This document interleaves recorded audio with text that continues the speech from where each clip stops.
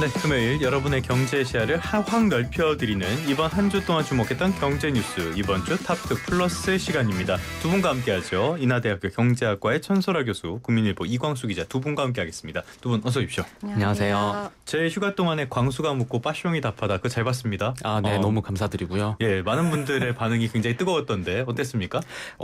저는 사실 사실 말씀을 드린 게 없는데 예. 뭔가 욕을 많이 먹었어요, 제가. 그냥 달게 받았습니다. 예. 이것도 또 하나의 관심이라고 생각하고요. 알겠습니다. 그 욕먹은 이유에 대해서 굳이 여기서 언급하진 않도록 하겠습니다. 자, 먼저 첫 번째 키워드부터 살펴보도록 하죠. ISA 개편의 국장 끝, 미장 간다. 이번 세제 개편안이 부동산 측면에서 워낙 논란이 커지다 보니까 요게 살짝 묻혔어요. 저도 다음날 후배 기자가 질문을 해가지고 알게 됐는데 IS 계좌 이 문제가 들어왔더라고요. 네. 일단 ISA 계좌가 뭔지 이것부터 살펴볼까요? 네, ISA는 예금, 그리고 적금, 펀드, 주식 등을 하나의 계좌로 운영하는 절세 계좌입니다. 일단 그래서 하나의 만능 절세 계좌다. 네, 맞습니다. 이제 계좌 안에서 발생한 수익, 손실을 합친 뒤에서 순수익에만 세금을 매깁니다. 그리고 손익통상이라고도 표현을 하는데요. 일반형 같은 경우에는 순수익 200만 원, 서민형은 400만 원까지 비과세하고요. 이걸 넘어서게 되면은 9.9%의 낮은 세율을 적용을 합니다. 여기에 지금까지는 만기를 계속 연장할 수가 있어서 장기 투자에 유리하다. 이런 평가를 받고 있어서 ISA는 무조건 하나씩 가지고 있는 그런 분들이 많은데 특히 해외 주식에서 직접 투자하는 것에 비해서 세금 부담이 낮아서 이 ISA를 통해서는 이 국내 상장돼 있는 미국 S&P 500 ETF 이런 것들을 모아가는 방식의 투자법도 굉장히 유명하게 돼서 활용하고 있습니다. 외국 주식을 직접 사면은 세금이 장난이 아니니까 네. 우리나라에 상장된 이런 ETF를 구매를 한다. 이런 것들은 유명한 상황인데 이번에는 이 만기 계속 연장 이 부분을 축소를 하고요. 생산적인 금융 ISA를 신설한다라는 내용이 들어왔어요. 이게 뭐예요?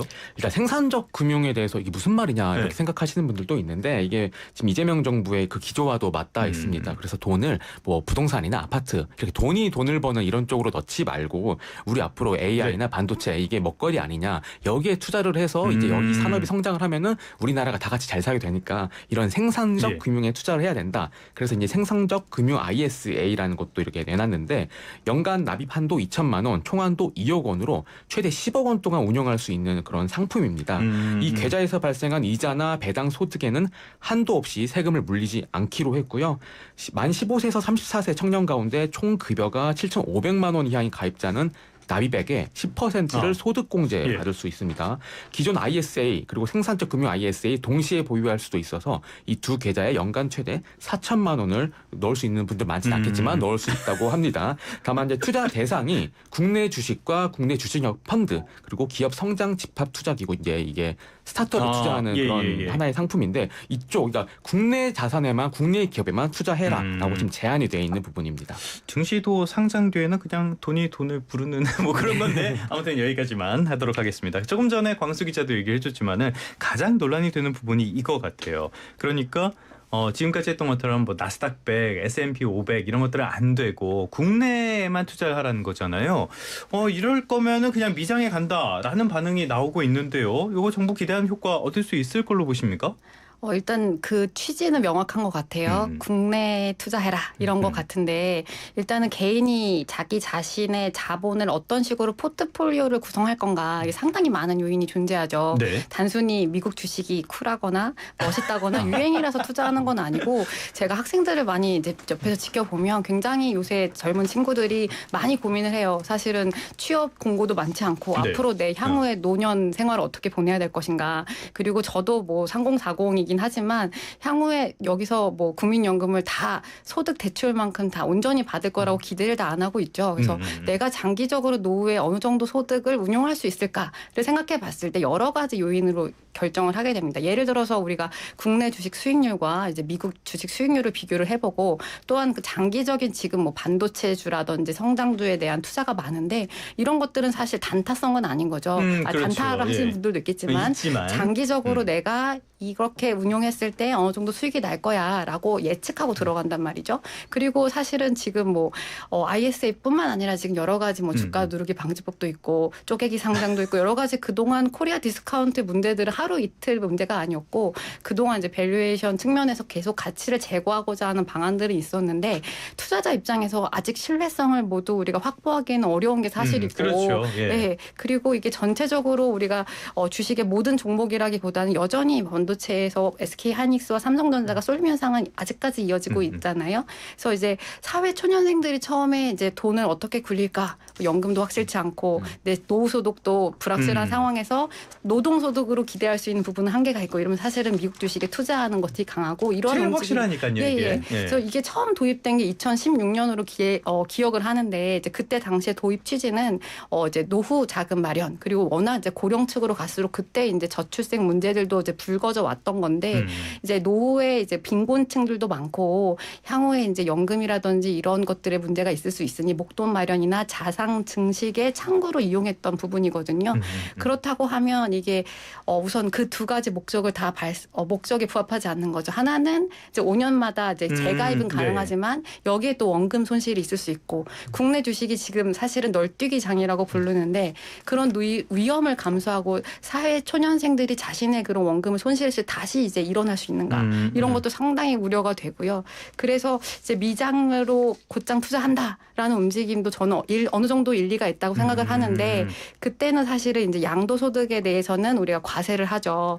지금 어쨌든 국내 주식은 이제 어쨌든 우리가 세금을 안 매기는데 뭐 이자나 배당 소득에 대해서 이제 매기고 있잖아요. 그 사실 배당 얼마 안 되는 거죠. 아니, 그렇죠. 예. 네. 근데 이게 사실 혜택이라고 불리려면 사실은 그 반대급부에 뭔가 나쁜 게 있어야 되는데 뭐 여기서 명시적으로 얘기하기는 않았지만 그럼 향후에 우리가 금융을 투자를 했을 때 다른 세대의 어떤 뭔가가 장치가 있을 줄 않을까라는 우려도 제기되는 것이 사실이고요. 예. 그래서 사실은 굉장히 저도 뭐 이것을 많이 활용하고 있지만 어떤 장기적인 투자자의 관점으로는 네. 사실 역행하고 있다 이렇게 보고 있어요. 교수님 화나셨어. 네, 맞습니다.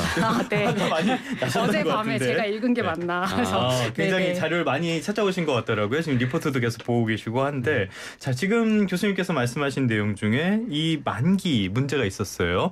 지금 만기가 여당 쪽에서는 아니 5년마다 재가입하니까 이거 다른 거 없다 똑같은 거다 이렇게 얘기를 하는데 똑같은 거 아니죠? 그렇죠. 이게 뭐 우리가 그 어떤 데이터라고 하면 우리가 예를 들어서 GDP도 마찬가지고 우리가 처음에 거시 경제학 여기서 들으셨을지 모르겠는데 학부 수업 처음 할 때 어떤 국가는 잘 살고 어떤 국가는 못 산다. 왜 그럴까 이런 차이를 비교를 하거든요. 그래서 예. GDP를 처음에 이제 생산액이니까 이제 그 얘기를 하면서 일정 뭐 성장률이 뭐 1, 2% 차이라도 나중에 향후에 기간이 크게 지나면 규모의 엄청난 기하급수적인 차이가 있다.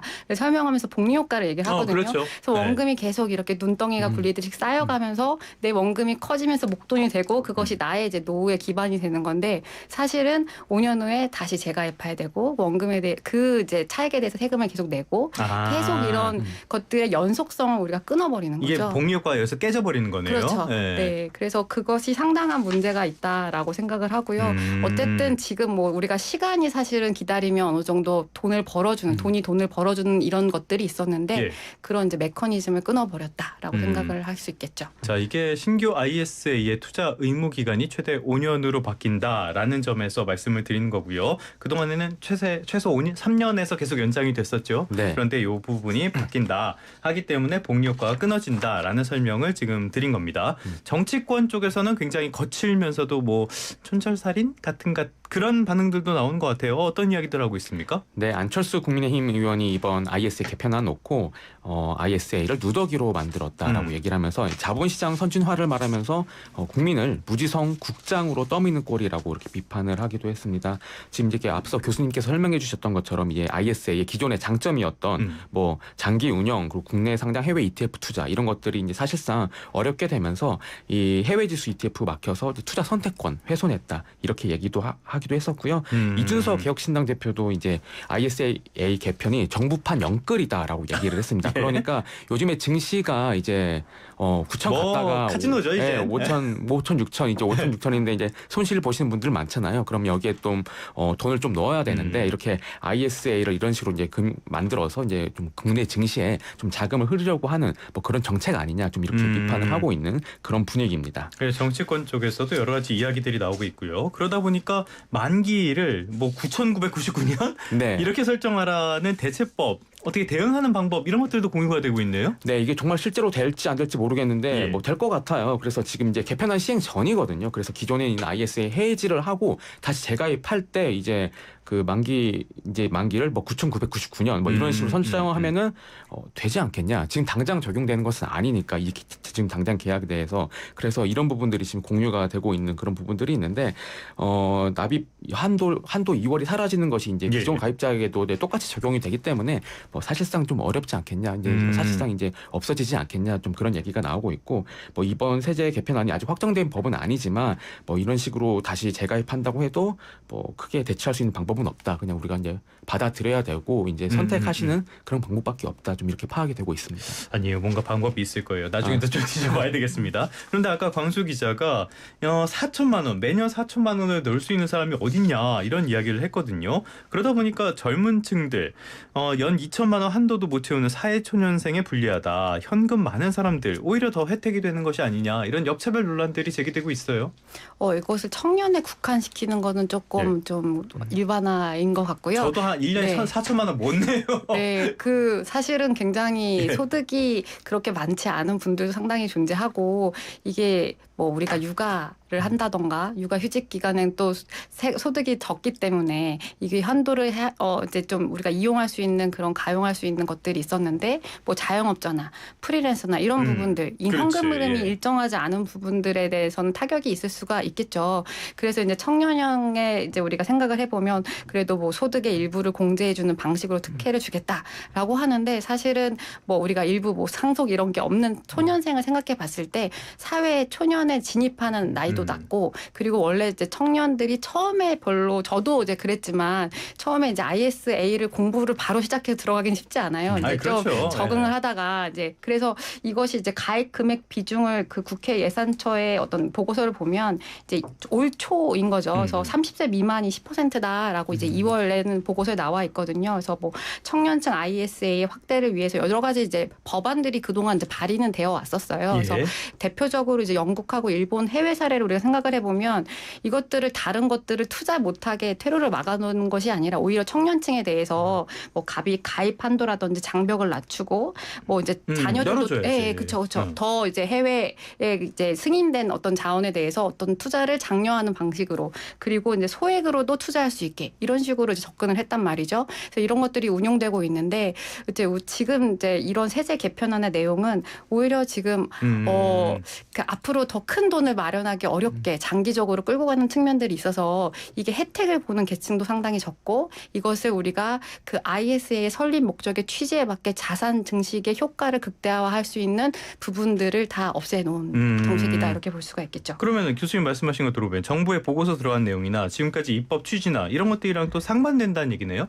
제가 어제 이제 막 이거 찾아보다가 이제 이것이 갑자기 나왔는가를 좀 궁금해가지고 찾아봤더니 이런 뭐 ISA에 대해서 뭐 좀 개정이 필요하다 이런 얘기들이 있었던 것 같아요. 그래서 지금 뭐 우리가 4월 보고서 2026년 4월 27일 기준에는 법률안이 뭐 일부 개정안에 8건이나 ISA의 이제 개정안이 올라와 있는데 제가 자세한 이제 법률은 확인하지 못했지만 대부분의 내용이 현행 ISA 납입 및 비과세 한도를 확대하자. 그러니까 오히려 보면 투자를 좀 장려하는 방안 그리고 국내 주식 투자 전용 ISA를 신설하자. 그러니까 이것을 해외 주식 투자를 없애버리는 게 아니라 오히려 다른 상품을 출시하거나 아동용 IS 신설 뭐 이런 들의 내용이 있었던 거죠. 그래서 근데 지금 뭐 개편안이 뭐 어떤 취지인지 명확하지만 오히려 이제 원래 본연의 목적 이제 노후의 자산에 대해서 우리가 조금 자원을 안정적으로 운용할 수 있는 이런 기존의 목적이 많이 소실된 개편안이다 이렇게 볼 수가 있을 것 같습니다. 취지는 이해하지만은 이 목표가 이해되지 않는 그런 부분들. 요거는 전반적인 세제 개편안도 마찬가지였는데요. 부동산에 대한 이야기 이 부분은 조금 더 논란이 큰 것 같습니다. 2부에서 이야기 나눠보겠습니다.